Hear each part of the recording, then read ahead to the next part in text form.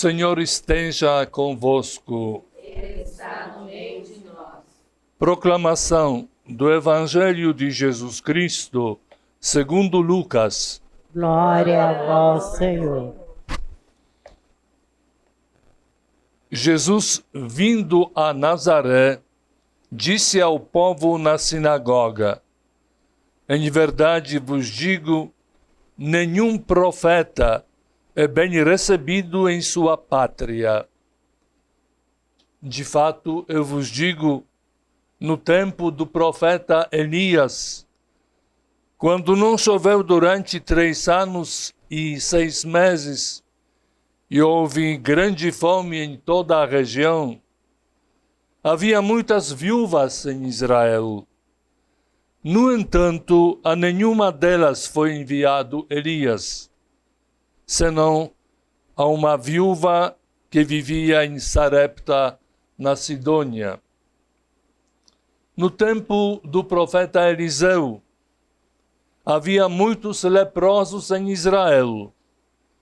Contudo, nenhum deles foi curado, mas sim Naamã, o sírio. Quando ouviram estas palavras de Jesus, todos na sinagoga ficavam furiosos. Levantaram-se e o expulsaram da cidade. Levaram-no até o alto do monte sobre o qual a cidade estava construída, com a intenção de lançá-lo no precipício. Jesus, porém, passando por meio deles, continuou o seu caminho. Palavra da salvação. Glória a vós, Senhor.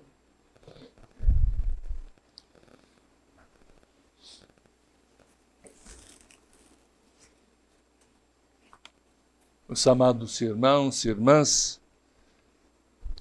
a confiança em Deus é o tema que perpassa as leituras de hoje, as 3 leituras de hoje. Confiar em Deus e acreditar nos profetas por Ele enviados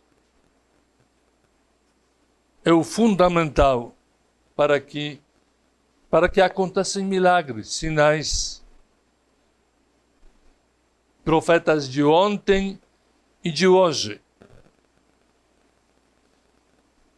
continuam sendo rejeitados.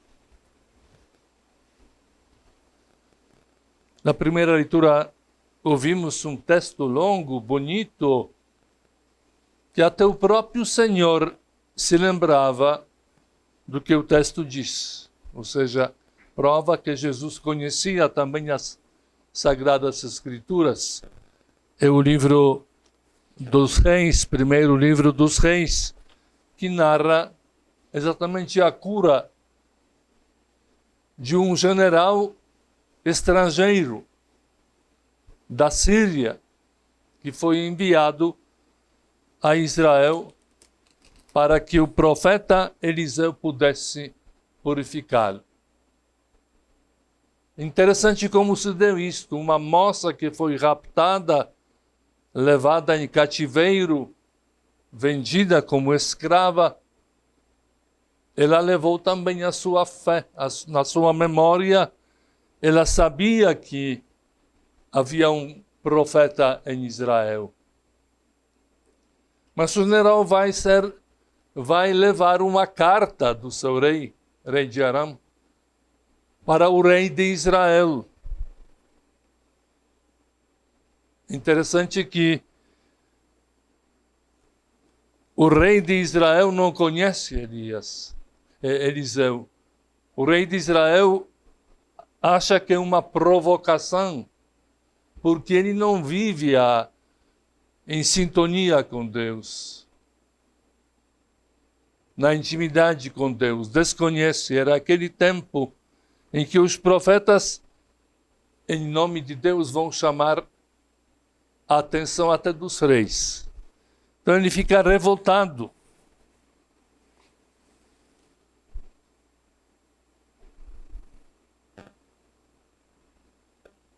Quando Naamã encontra o Eliseu, ele pensava que este ia tocar o seu corpo. E assim ele seria curado da lepra. E o profeta disse, vai, banha-se 7 vezes no Rio Jordão. Claro que ele resistiu, ele disse, os rios da minha terra, né, não são melhores, tá? O rio Abana, Fartar, não são melhores rios do que o Rio Jordão. E queria desistir, voltar. Mas os servos dizem, Senhor, empresteste esta viagem, o que te custa cumprir o que o profeta pede? Então ele desceu do carro, se banhou 7 vezes e seu corpo ficou limpo. Agora estou convencido que não há outro Deus senão em toda a terra senão Deus de Israel. Assim, o Naamã dá o testemunho. Ao mesmo tempo, com esta aclamação, ele louva a Deus pelo milagre realizado.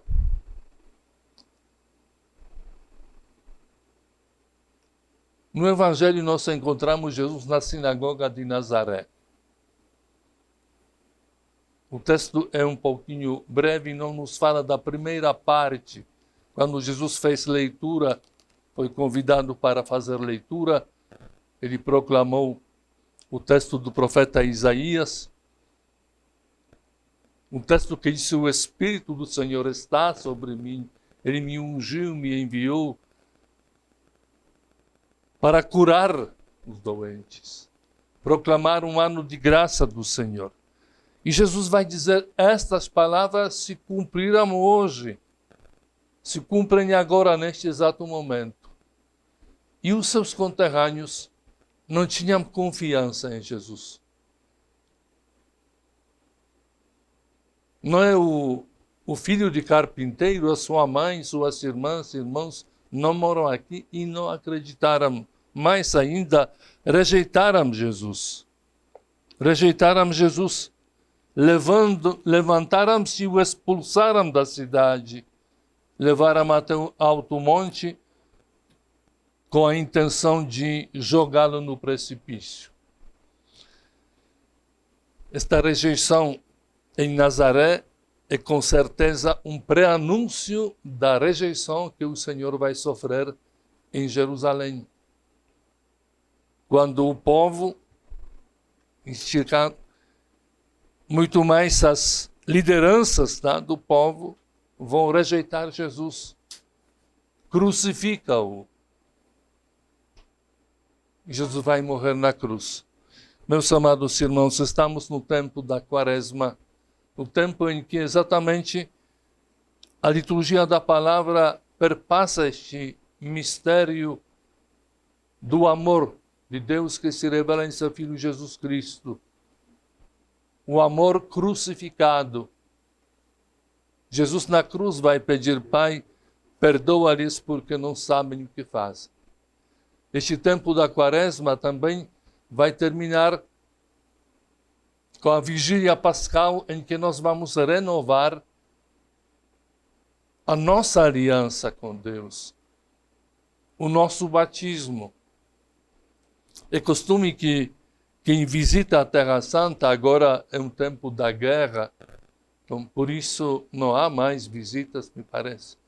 Mas eu tive a graça de estar em 2013, e como é costume, tanto entre os católicos como evangélicos, a gente desce, entra nas águas do Rio Jordão. Consideramos que este ato não é um outro batismo. Alguém às vezes fala, foi batizado, rebatizado. Não, entramos lá para renovar as nossas promessas nestas águas santificadas pelo Senhor Jesus, porque ele também foi batizado nestas águas. Então nós renovamos as promessas batismais mesmo que um padre, um frei, algum ministro realmente derrama a água do rio Jordão sobre nossa cabeça.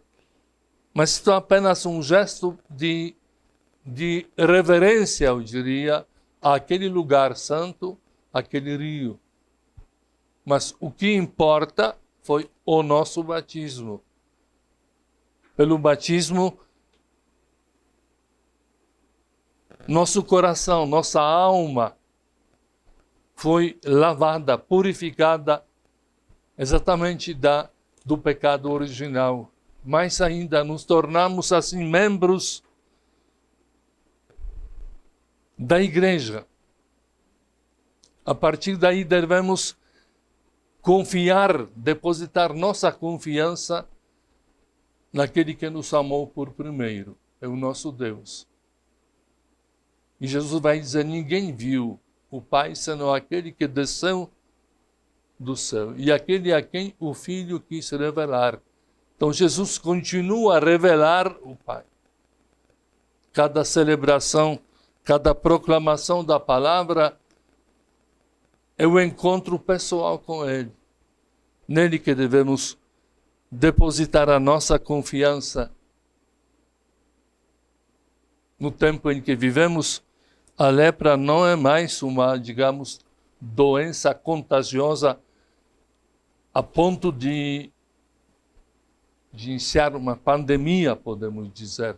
Mas no passado, sim, estas pessoas viviam excluídas do convívio da família, da comunidade, tanto no tempo de Jesus, como no tempo de São Francisco de Assis, e ainda no nosso tempo, lembramos a história de hoje santo, Padre Damião, um missionário holandês, da Flandria, na verdade, que dedicou sua vida aos leprosos na ilha Molokai, porque este era um modo de se proteger, levar os leprosos para uma ilha, um leprosário.